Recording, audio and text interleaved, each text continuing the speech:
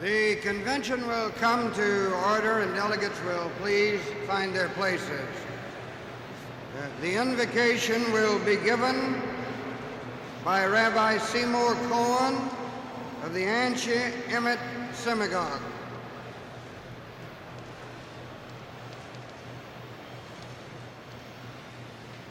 We are assembled in trying times that test the souls of men. Like the prophet of old, we moan that the whole head is sick and the whole heart is faint. To you, O Heavenly Father, we look for guidance and strength. Above the din of solemn assemblies, let us hear your still small voice summoning us to service. Help us with courage in crisis and hope in place of despair. You have planted hope in the better tomorrow in the hearts of men. You have taught us that the road to holiness is the road of action. Strengthen us in our resolve to build a world where young people will no longer hear the call to war. Banish the heat of contention and show us the light of your peace. In this age, which has witnessed brutal tragedy and violence, where compassion has been sucked out of the souls of some men, strengthen us in our determination to build a just and a good society. May we ever remain sensitive to the anguish of the deprived and the despoiled, the agony of the poor and the forgotten and the forsaken, the cry of those who long and demand to be free. May we soon see the aspiration of the ages and the dream of modern martyrs fulfilled, when the mountains of bitterness will be leveled and the broad places of tranquility will be reached. Restore, we ask of you, the hearts of parents to their children and the hearts of the young to the old. Help us, O good God, so to act that history may say of this our generation, they were truly blessed of the Lord. Amen.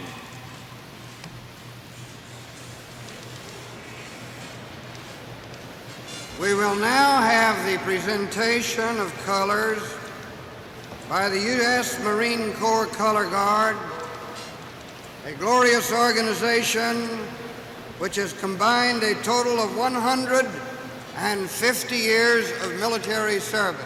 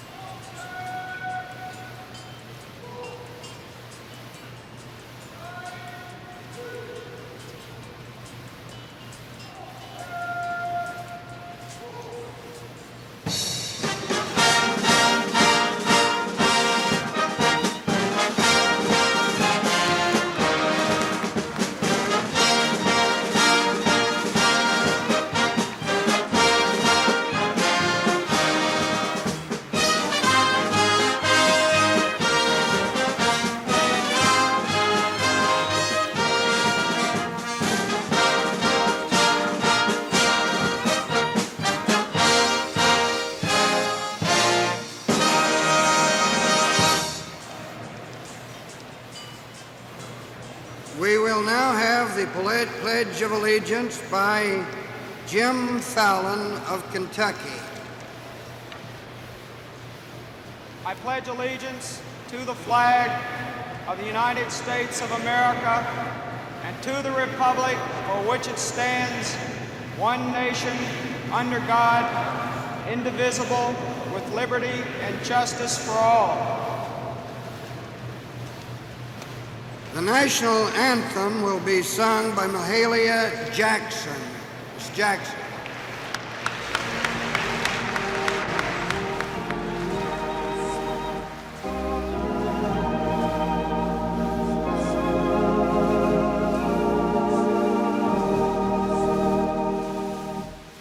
Oh, say, can you see? For the dawns early light, what so proudly beheld,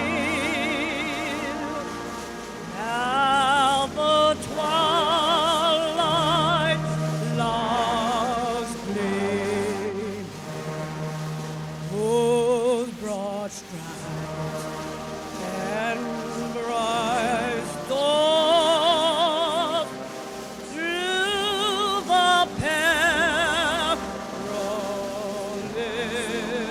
flight. Oh, the rampart we watched was so gallantly streamed in the rocket red glare. The Bombay in air, save all the proof that our flag was still there. Oh, say does that star-spangled banner yet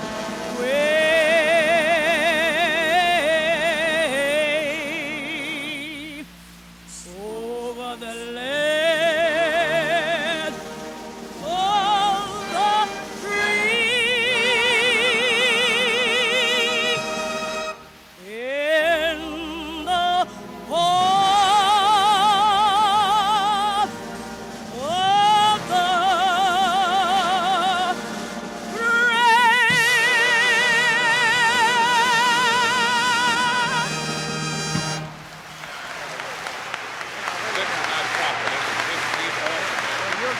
You're going to charge, and I will announce it. Wait just a minute, but when? I will announce right now that they will call the nation. No, but wait a minute, the other side is not ready yet. They've asked for a little more time. So, can't you play a musical song? The other side. I'm going to make a short statement. I'm going to make a But look, statement. I don't know whether this is in a hall or not, but this is not the way it goes. We'll all do that. That's right. That's right. We'll announce that before you come on. Ladies and gentlemen of the convention, will delegates please be seated? The chair would like to ask the indulgence of the delegates while he makes a brief statement. This convention is assembled now under permanent rules adopted by the convention. Those rules include the rules of the House of Representatives wherever applicable.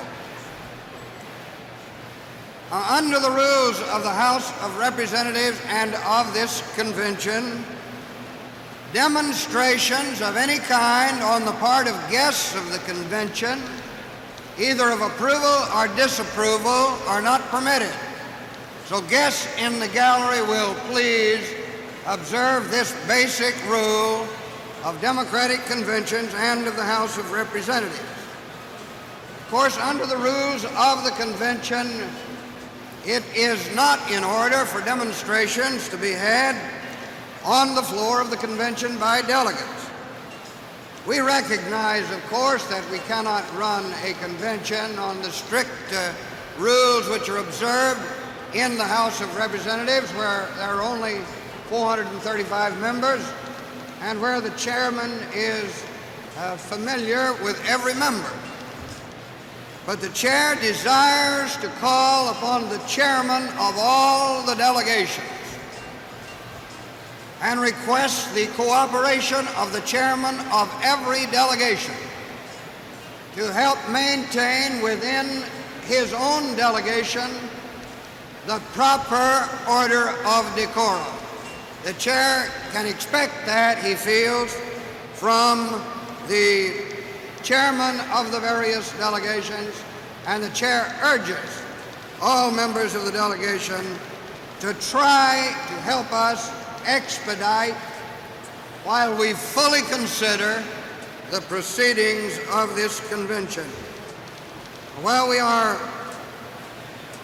getting ready for the next and one of the most important pieces of business of the convention, the chair would request that the band give us some additional music.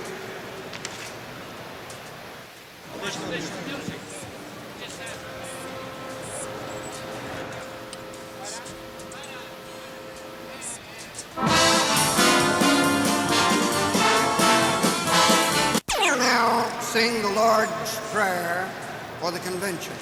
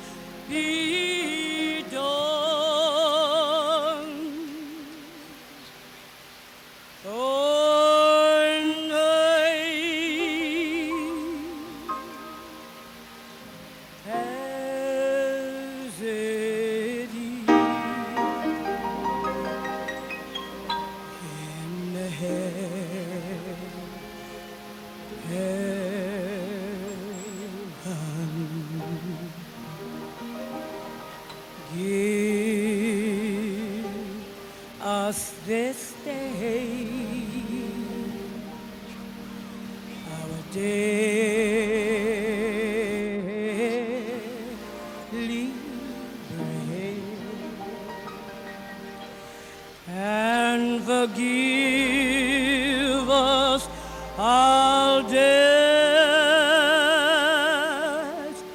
as we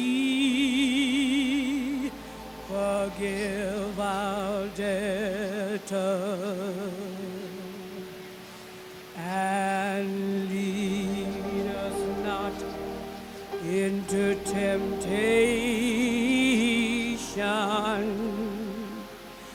but deliver us from evil.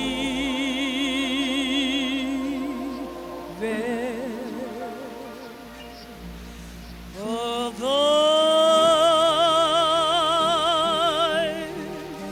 is the kingdom and the power and the glory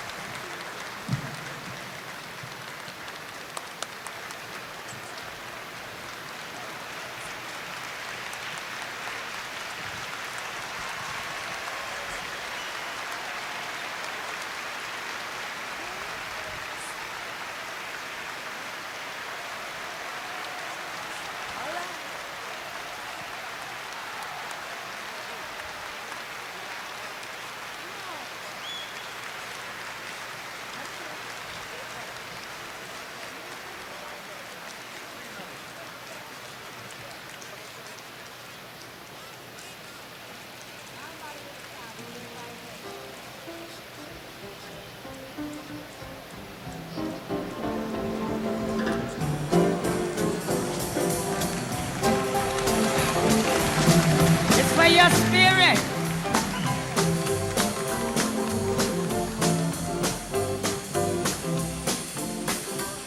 Gotta lay down my sword and shield down by the riverside, down by the riverside, down by the riverside. Gonna lay down my sword and shield down by the riverside. Study what no more. Well, I ain't gonna study one no more. Study one no more. I ain't gonna study, one no more. Lordy, ain't gonna study one no more. Study one no more. I ain't gonna study, one no more. Well, I'm gonna meet my friend Ben gone down by the riverside, down by the riverside, down by the riverside. Gonna meet my friend Ben gone down by the riverside. Study no more. Well, I ain't gonna study one no more, Lord. Study one no more. I ain't gonna study, what no more. Ain't gonna study one no more. Study one no more. I ain't gonna study no one no more. Well, I ain't gonna study one no more.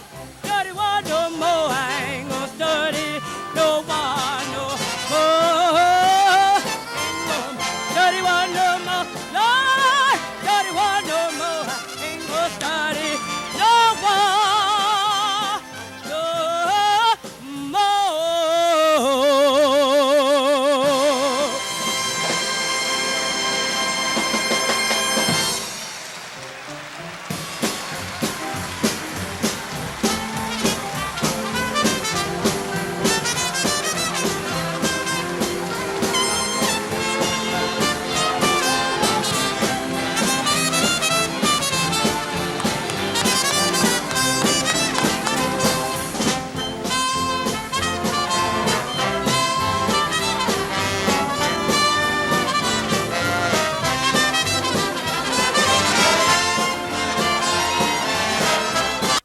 The chairman of the Committee on resolutions and platform, Mr. Boggs.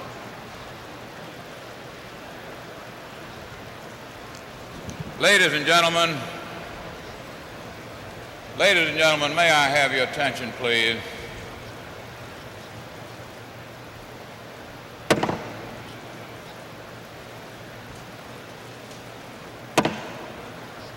I wonder if the delegates in the aisles will please take their seats.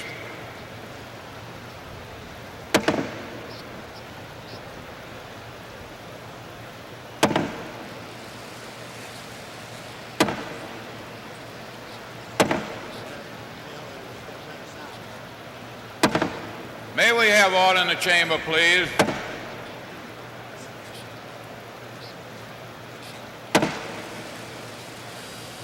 Will the delegates take their seats? Will the interviews on the floor cease so the convention can proceed in order?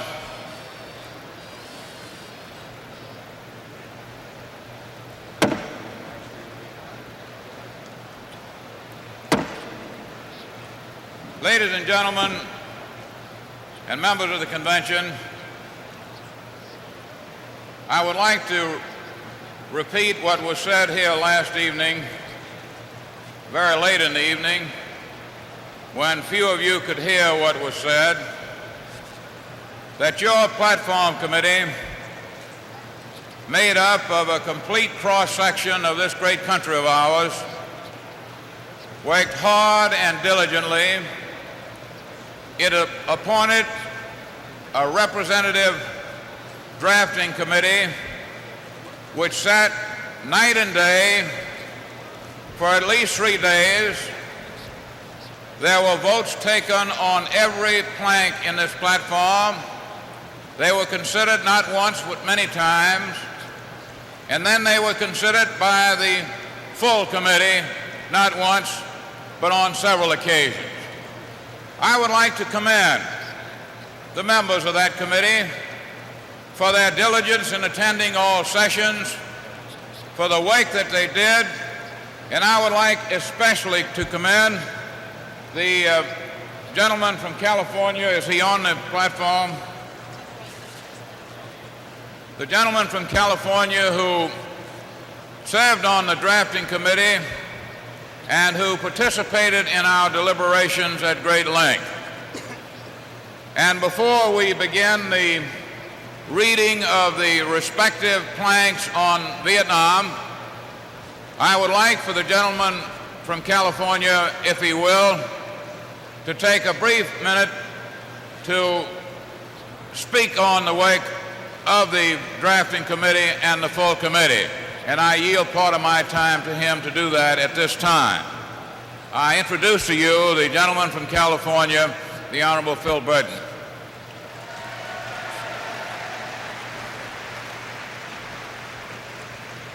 Mr. Chairman, I would like to note for the record the unexcelled cooperation and fairness given to all members of the drafting committee as well as the full committee on platforms and resolutions exhibited by our outstanding chairman and the majority whip of the House, Hale Boggs.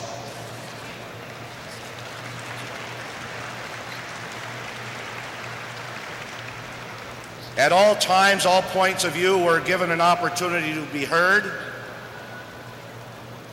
By and large, I think the platform is a very good one. It has received favorable editorial comment throughout the country. But of course, there was the expected division on the all-important issue of our policy in Southeast Asia. And even in that respect, the opportunity for those who differed from the chair to speak their mind and to press their point of view was available at all times. And I think at this point in the deliberations, it should be noted that every single point of view, and this certainly would include those that agreed with virtually all, but disagree with our plank with reference to Southeast Asia, I think this record should reflect the outstanding job done by our most eminent Majority Whip, the distinguished Congressman from Louisiana, Hale Boggs, and I so state. Thank you very much. And now I will call on the council. You do this. It's all right now. You want me to do it? Let me do it. Yeah. The Council of the Committee on Resolutions and Platform will now read the majority and minority reports.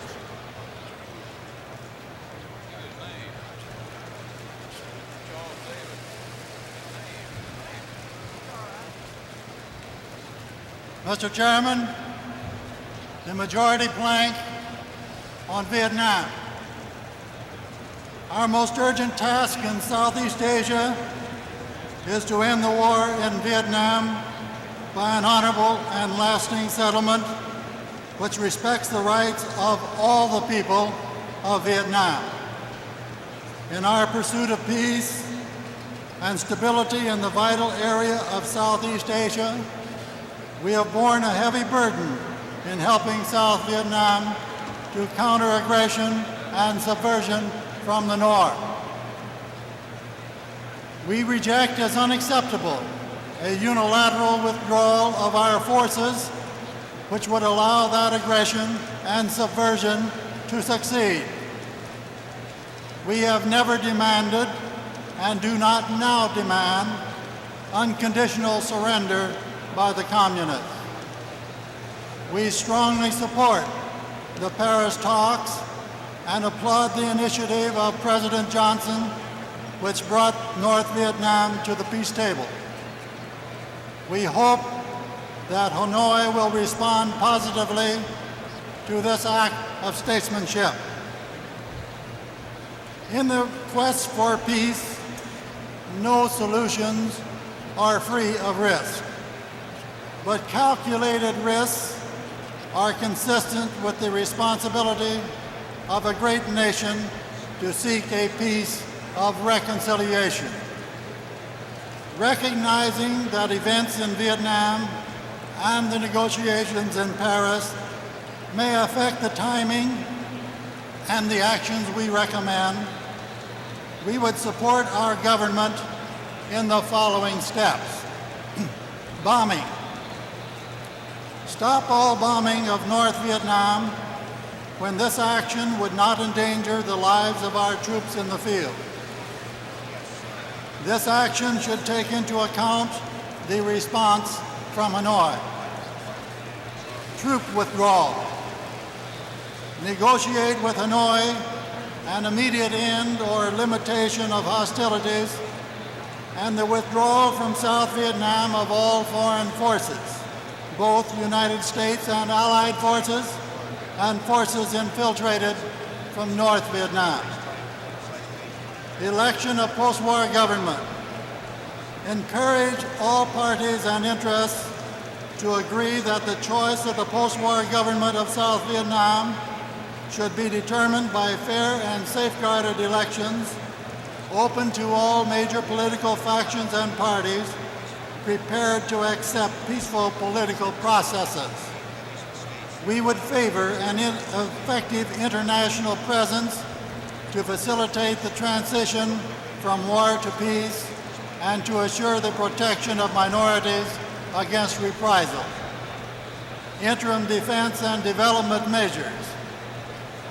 Until the fighting stops, accelerate our efforts to train and equip the South Vietnamese Army so that it can defend its own country and carry out cutbacks of U.S. military involvement as the South Vietnamese forces are able to take over their larger responsibilities. We should simultaneously do all in our power to support and encourage further economic, political, and social development and reform in South Vietnam, including an extensive land reform program. We support President Johnson's repeated offer to provide a substantial U.S. contribution to the post-war reconstruction of South Vietnam, as well as to the economic development of the entire region including North Vietnam. Japan and the European industrial states should be urged to join in this post-war effort.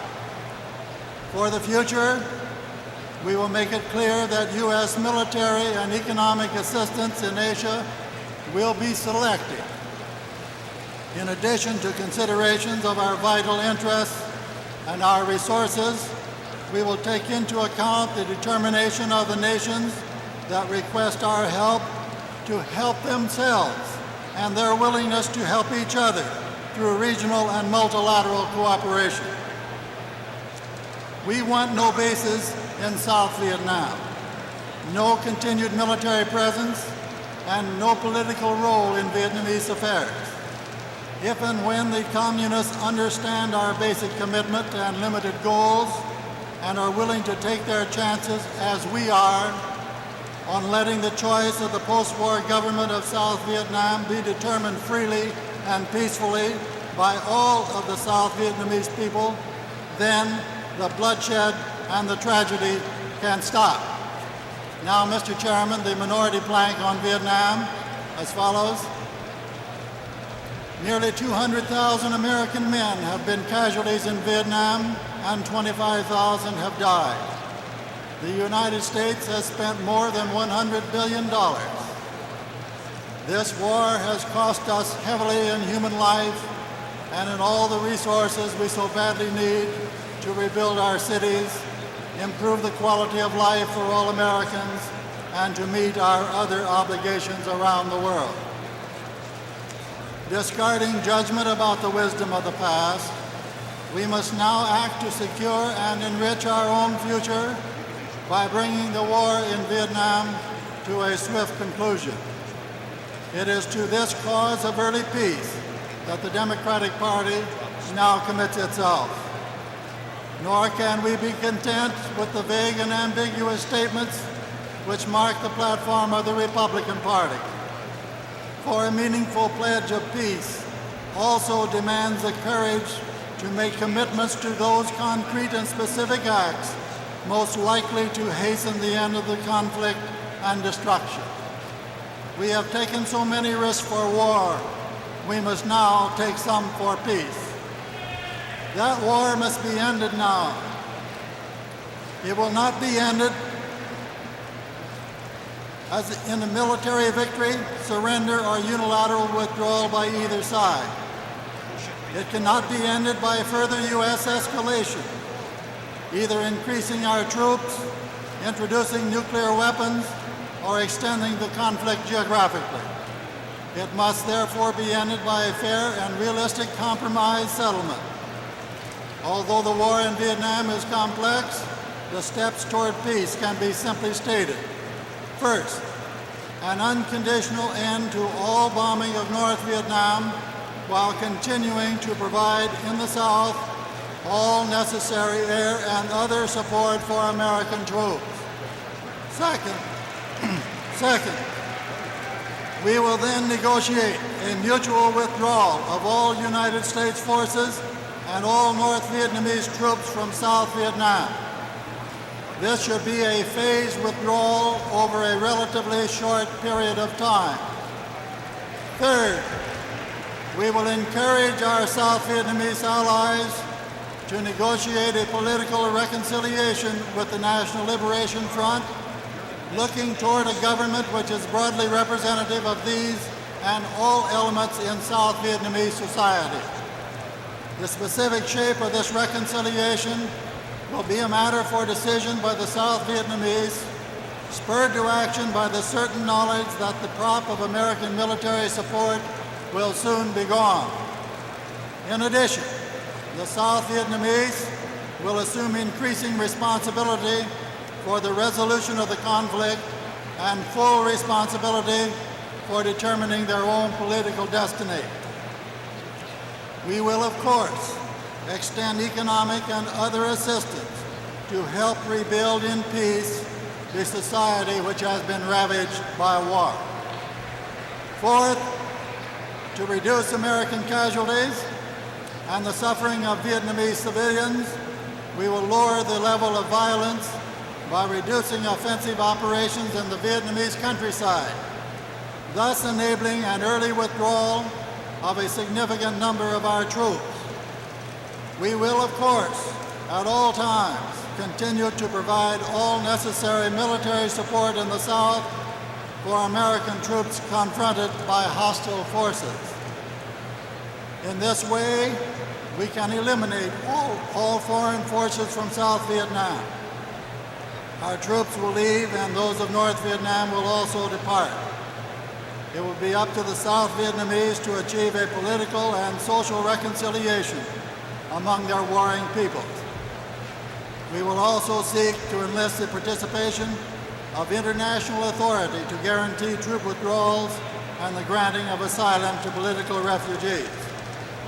Thus, we can reasonably anticipate that as we leave, the Vietnamese will be well on their way to a solution of their own problems and a government in which all can have a share of power and responsibility. We are also resolved to have no more Vietnams. We accept as basic each nation's right to choose its political, economic, and social system. Our deep concern for the welfare of human beings everywhere will be expressed through economic and technical assistance, predominantly under international auspices. We shall neither assume the role of the world's policeman nor lend our support to corrupt, oppressive regimes unwilling to work for essential reforms and lacking the consent of the governed. Above all, we shall avoid the unilateral use of military means where the issues are political in nature and our national security is not involved.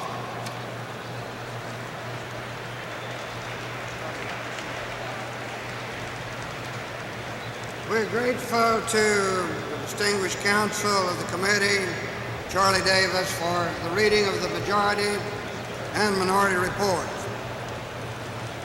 Will the following delegates who are expected to appear on the program in connection with the consideration of the minority report please report to the podium? The Honorable Ken O'Donnell of Massachusetts.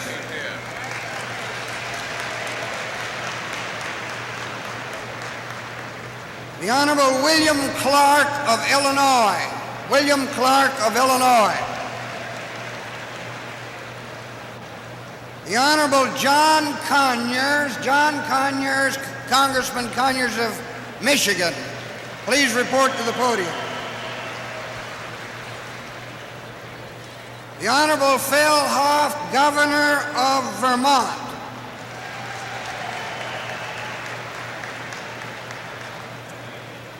The Honorable Vance Hartke, United States Senator from Indiana. Senator Hartke. The Honorable Albert Gore, United States Senator from Tennessee. Senator Gore, please come to the podium. The Honorable Pierre Salinger of California.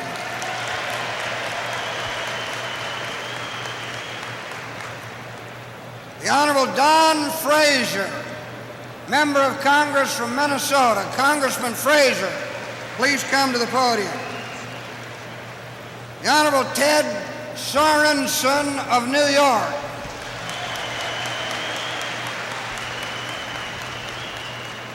And the Honorable Grant Sawyer of Nevada. Well, Governor Sawyer, please come to the podium. Now, my fellow delegates, pursuant to unanimous consent heretofore entered into, the time of 2 hours will be equally divided between the chairman of the committee and the leader of the minority.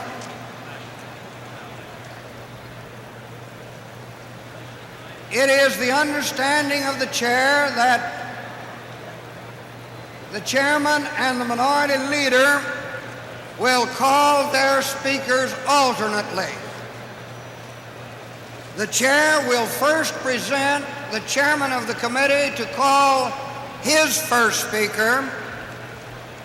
Then the chair will present the minority leader to call his first speaker, and thereafter the chairman and the minority leader will in turn call their speakers and allocate them the time to which they are entitled.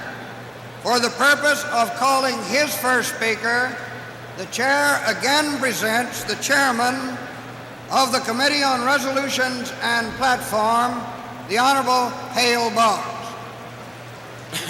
Mr. Chairman, it is my privilege and honor to introduce, as the first speaker on behalf of the majority, the distinguished senator from the great state of Maine, the Honorable Edward Muskie. Senator Muskie.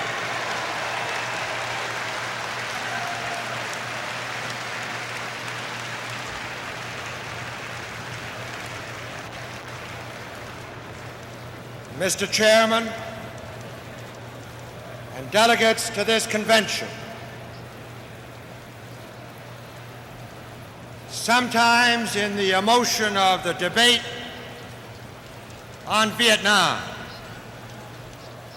we overemphasize our differences and ignore our wide areas of agreement.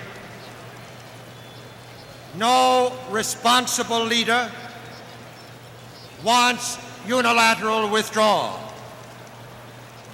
None seeks to escalate the war. All major participants in this debate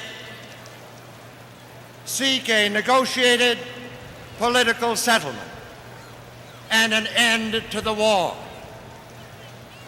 All call for an end to the bombing, a ceasefire, and withdrawal of all foreign troops from South Vietnamese soil.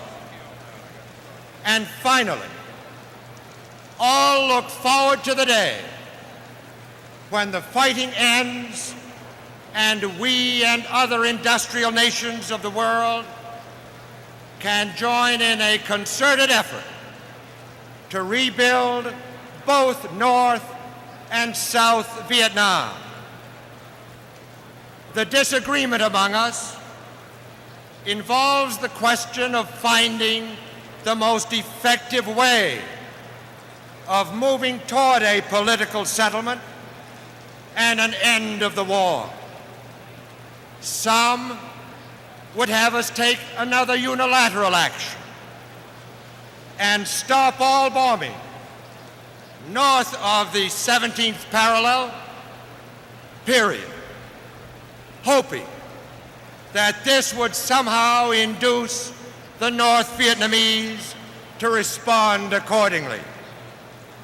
Others cannot understand why, if the North Vietnamese truly want a negotiated settlement, they refuse to provide a meaningful indication that they are prepared to respond to further de-escalation on our part. They argue that successive unilateral steps by us to de-escalate the war without the slightest response from Hanoi will serve to prolong the war, not to shorten it, and result in needless casualties for South Vietnamese civilians, for our own boys, and those of our allies. Mr. Chairman, the two planks before us reflect these differences of opinion. There are real differences, but the dividing line is not the desire for peace or war. The dividing line is limited to means, not ends. Both versions call for an end to bombing in North Vietnam. The majority does so within the framework of protection of our troops in the field. The minority does not consider such bombing to be relevant to troop protection. The majority leaves the question of timing and tactics to the President and his negotiators. The minority attempts to dictate tactics from this political convention.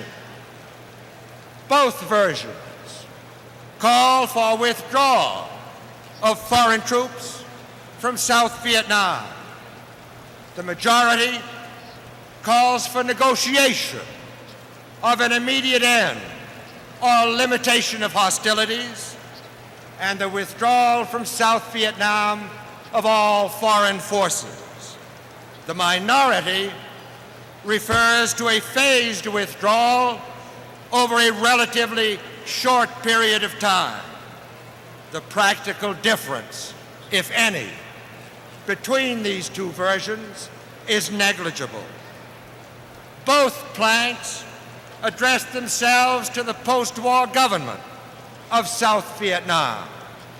The majority looks to negotiations between the interested parties and to free elections, carried out, if necessary, under international supervision to protect the rights of all the citizens of South Vietnam. The minority provides no equivalent protection once troops are withdrawn. The minority would force a coalition government on South Vietnam without any encouragement toward free elections. Both planks suggest a reduction in the intensity of the war in South Vietnam and a shift of responsibility to the South Vietnamese for defensive operations, even prior to a final agreement with the North Vietnamese and the National Liberation Front. Both planks support economic assistance in Southeast Asia, with increased emphasis on regional and multilateral cooperation. Both planks suggest new directions in our relations with the countries of Southeast Asia. I wish, Mr. Chairman, there had been an accommodation within the Platform Committee. I wish a spirit of compromise had moved to resolve the differences. Each of these planks commits us to an early negotiated settlement. Each supports the idea of calculated risks to move us toward that settlement. The choice is this: a negotiated settlement with or a negotiated settlement without safeguards to protect free elections.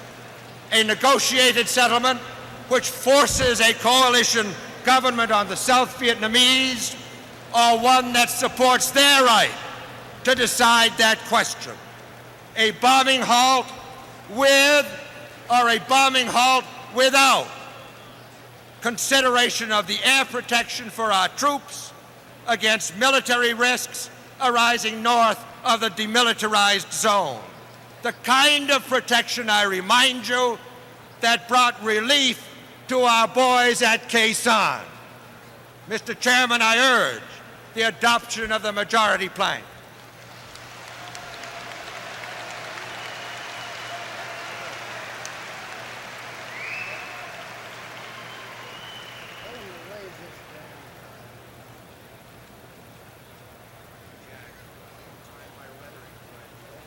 My fellow delegates,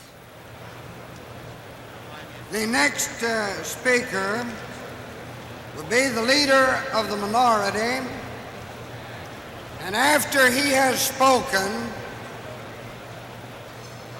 The chairman and the minority leader will be in charge of the time until the debate on this issue is closed and will alternately present their speakers. The chair now has the honor, and I deem it a high privilege, of presenting one of my best friends, one of my finest colleagues in the House of Representatives, a distinguished congressman from the great state of California, a hard-working and dedicated American who will manage this matter on behalf of the minority. I take pleasure in presenting to you the Honorable Philip Burton, representative in Congress from the state of California.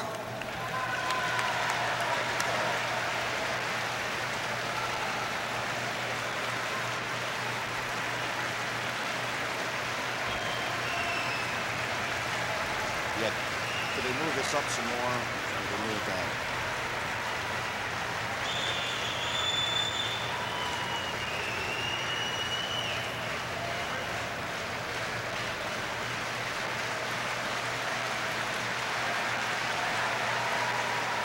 Mr. Chairman,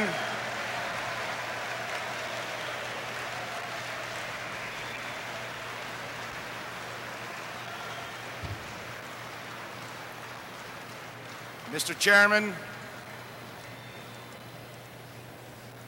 I am honored on behalf of my colleagues on the Platform Committee who filed the minority report, Ken O'Donnell of Massachusetts, Governor Phil Hoff of Vermont, Eleanor French of New York, Don Kirchhofer of Pennsylvania, and on behalf of virtually all of the 174 voting Kennedy delegates from the great delegation from California,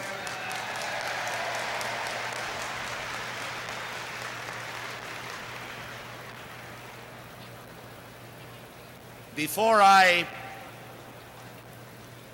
say the few things I have on my mind, I would like to pay special note and tribute to our permanent chairman, our great majority leader, a man who is known to all to be eminently fair, eminently thoughtful, eminently considerate, and who was overwhelmingly renominated just yesterday for re-election in his district in Oklahoma, Carl Albert, our majority leader.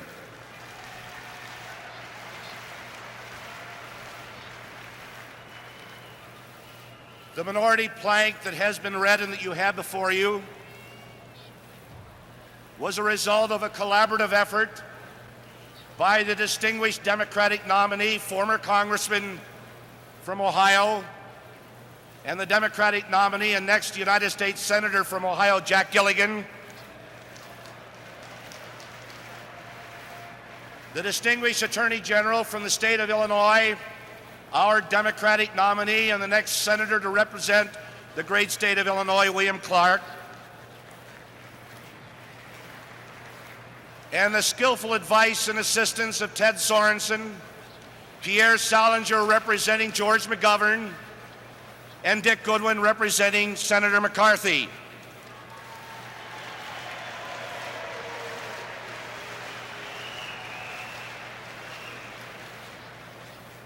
And as one uncommitted delegate to this convention, I would hope and submit that the deliberations on this issue will be on their merits.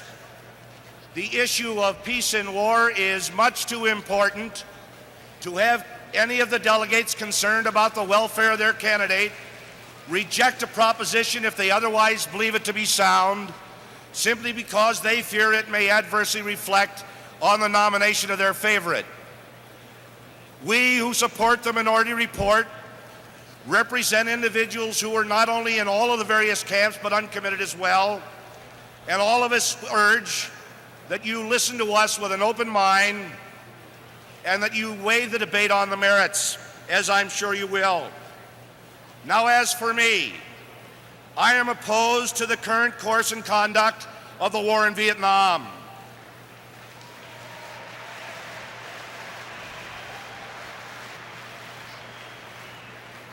I view this war as an effort to resolve by military means problems that are essentially political, social, and economic.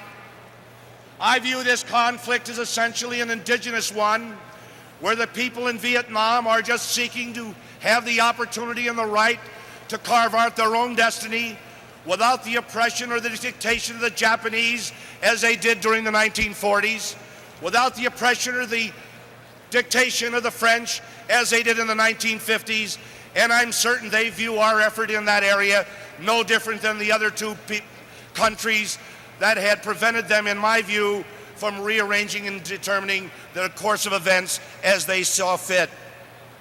And I submit if we continue our effort in Vietnam, we're going to wander more and more into the jungle myths of Asia. I fear that many more Vietnamese will be killed, many more brave Americans will perish, many mothers and fathers will weep, and this great nation will be cast over by a shadow that only the passage of time will dispel.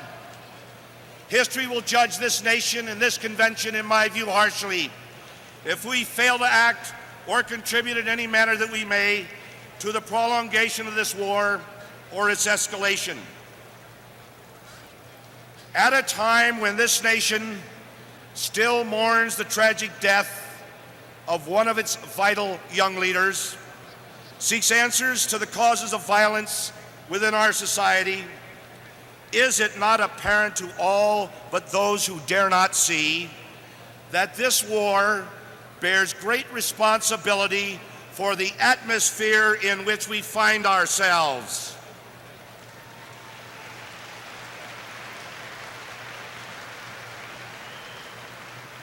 By our conduct, we have affirmed that in the affairs of nation, war and violence are acceptable instruments in solving differences. Is it any wonder that in the affairs of men, resorting to violence becomes more frequent?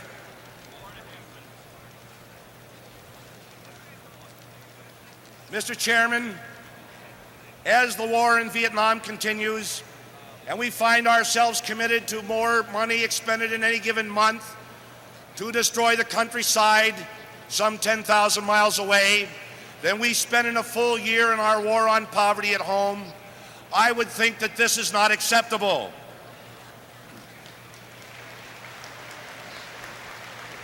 As we find that we spend more in a year in Vietnam than we spend in all the great income maintenance programs of this nation, I would think that that's not acceptable. And as we find, and we know that education is a desperate problem in this land, that we spend more money in 2 weeks in destruction in Vietnam than we spend under the Federal Elementary and Secondary Act to educate the youth of our land. And I think that any nation whose resources are spent in a way where we spend so much more on destruction than we do on reconstruction and reconciliation at home must reorder its priorities.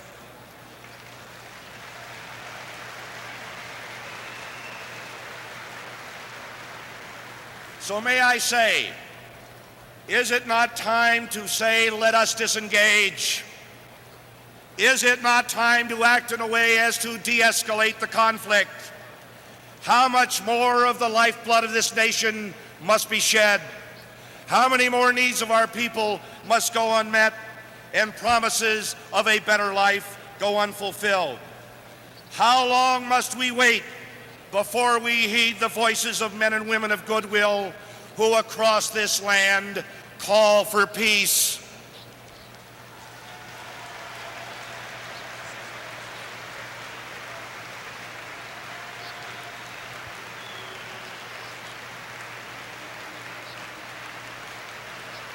Ladies and gentlemen, it is my privilege now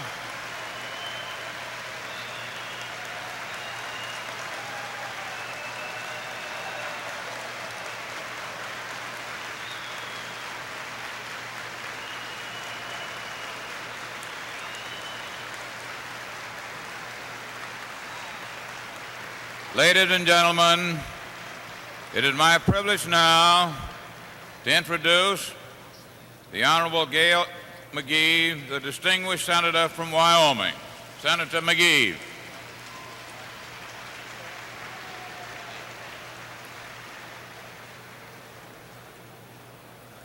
Mr. Chairman, our role here today is to take the two proposed planks and assess them in terms of their capabilities of winning for us the chance to make a real peace. And I would like to suggest to the members of these delegations that we dare not leave out the history of which we're a part now in reaching that assessment. What it says is that as we focus intently on Vietnam, we cannot irresponsibly ignore its impact on the surrounding areas. That's the way the question began in the first place. The assaults around and across the 17th parallel occurred at the very moment that North Vietnamese troops were occupying large sections of Laos. They occurred while sections of Cambodia were also occupied, and northeastern Thailand and Burma. What this says to us is that it cannot be divorced from the whole of Southeast Asia. And thus the issue confronting us becomes a measuring of the impact of the two proposed planks, not alone on Vietnam,